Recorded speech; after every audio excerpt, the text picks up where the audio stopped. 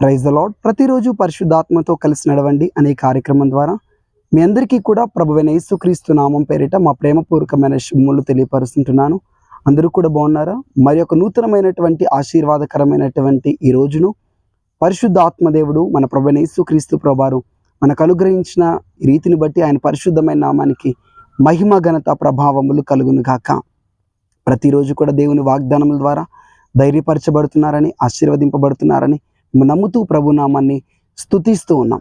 ప్రస్తుతం మీ పరిస్థితి, మీ జీవితము బాధ లోయగుండా వెళ్తుందా?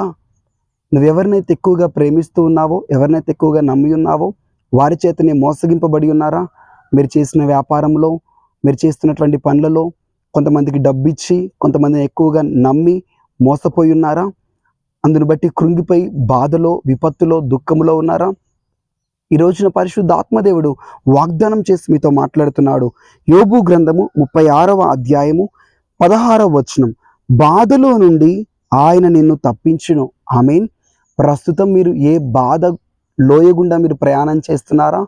ఆ బాధలో నుండి ప్రభు మిమ్మల్ని తప్పించబోతున్నాడు. ఆ బాధలో నుండి ప్రభు మిమ్మల్ని విడిపించబోతున్నాడు. హల్లెలూయా.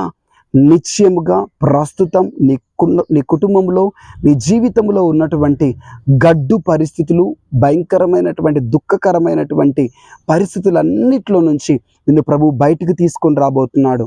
హల్లెలూయా. ఈ లోకంలో ఎవరు కూడా నమ్మదగిన వారు కారు.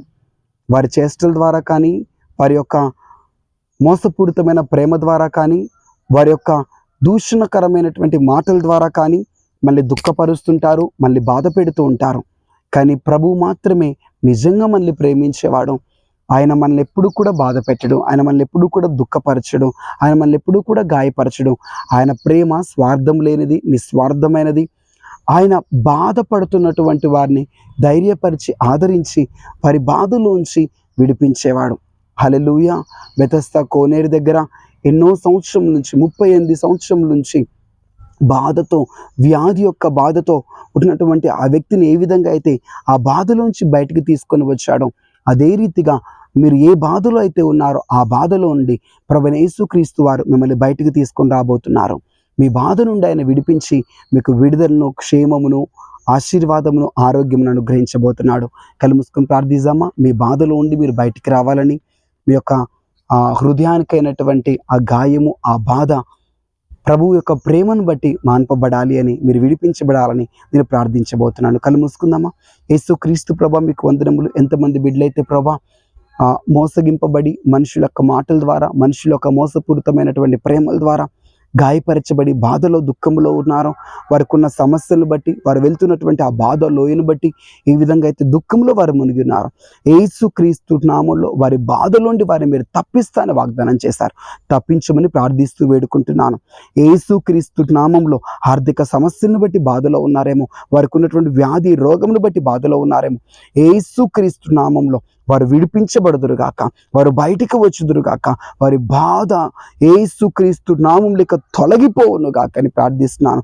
రాత్రి పగళ్ళు ప్రభా వారు కలిగి ఉన్న బాధను బట్టి కన్నీళ్ళు విడుస్తూ రోధిస్తున్నారు, నిద్ర పట్టని పరిస్థితులు ఉండవాళ్ళు వెళ్తున్నారు. యేసుక్రీస్తు నామంలో వారికి సమాధానం వచ్చునుగాక, జవాబు వచ్చునుగాక. యేసు నామంలో వారి బంధకములు ఇప్పుడే తెగిపోవునుగాక. అద్భుతం చేసి ఆశీర్వదించమని ఈ దినమంతా వారిని కాపాడండి ప్రభా. క్షేమము దయచేయండి. వారు చేస్తున్న పనులలో, ఉద్యోగంలో కాపుదల, భద్రత యేసుక్రీస్తు నామంలో కలుగునుగాక అని యేసు నామములో అడిగి వేడుకుంటున్నాం తండ్రి. ఆమేన్.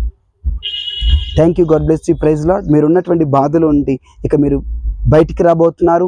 మీకు సహాయం చేయడానికి యేసుక్రీస్తు ప్రభువు అద్భుతమైన రీతిలో ఎవరో ఒకళ్ళు ఆయన ప్రతినిధులను మీ దగ్గర పంపించబోతున్నాడు. God bless you.